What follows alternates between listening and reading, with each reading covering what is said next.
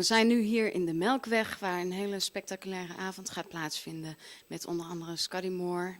DJ hopelijk is hij erbij, want hij is gisteren helaas in het ziekenhuis geweest.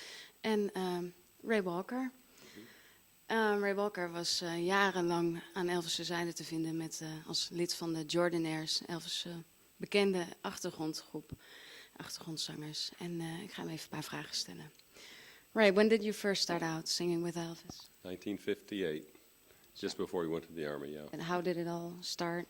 Well, I got a job with the Jordanaires just through natural consequences, and I always feel like the Lord leads the things, you know, and I've never signed a application for work in my life, and so I came with the Jordanaires, and he was the first recording session that I did. I know the Jordanaires, they started out before 58, right? Oh, yeah. So the group was formed in 1948.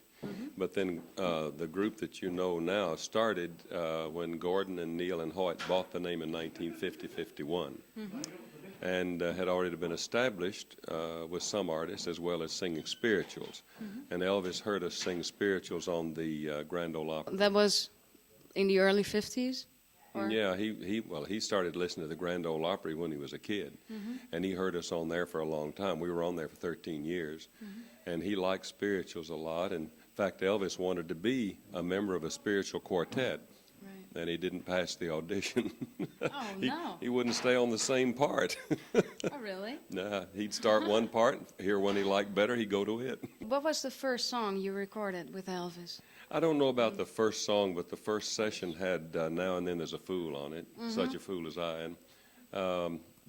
Can you sing a line of that? Because I know it starts off with you. No? Now and then there's a fool such as I. Well, thank you. Yeah, it's okay. It's great. I love that. So from then on, you started regular. You worked regularly for Elvis? Oh yeah. And well, among others, he was one of some 2,000 artists we worked with, and but it was because of Elvis that we got started in the background world. Yeah. We were doing some background singing to some artists, but like who?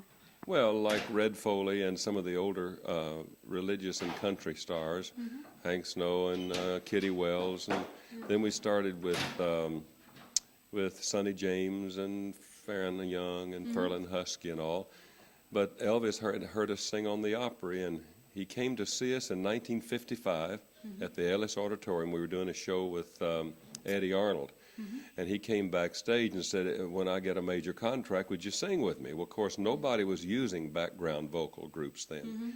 It was his idea. He started the whole thing, and so we're sure. So sure enough, in 1956, when Sam Phillips sold his contract to RCA, he called for the Jordanaires. Until what time did you record with Elvis? Or we were there about 15 plus years. We didn't go to the Hilton Hotel with him in 1969. But we did a couple of sessions after that, as far as up to 71. And I remember you singing on the spiritual albums, which were recorded in the 60s. What was your experience with that? Well, of course, that was Elvis's first love. And everything he did had that feel to it, because a lot of people don't understand why he's so successful today. It's because he sang honesty on his records, and they'll always communicate. You just listen to his music, and there it is, you know. But his religious things were really deep. He really loved them. Yeah. He didn't even know the song, How Great Thou Art, and I taught him that. So after 69, was your relation to Elvis then? Did you see him every once in a while, or?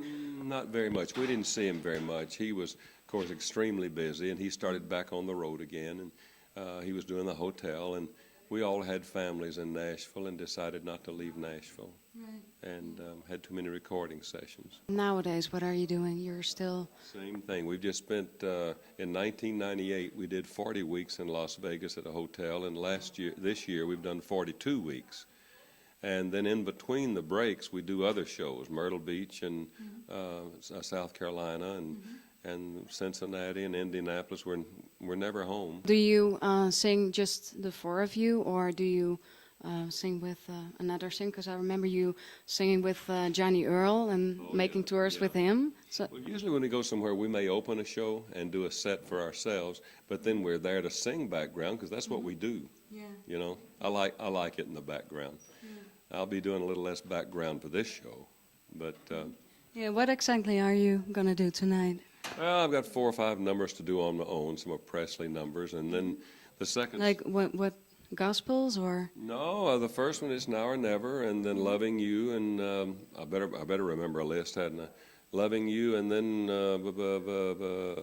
Peace in the Valley. Oh, well, the land will be gentle, and the lion will be tame, and the lamb shall lay down by the dawn. Oh, yes, and the beast of the wild will be led by a little child, and I'll be changed from this creature that I am. Oh, yeah, sing it, guys. There will be peace in the valley for me someday. There will be peace in the valley for me. Oh, Lord, I pray. Now, guys, there'll be no sadness and no sorrow. Oh, my Lordy, no trouble I see. There will be peace in the valley for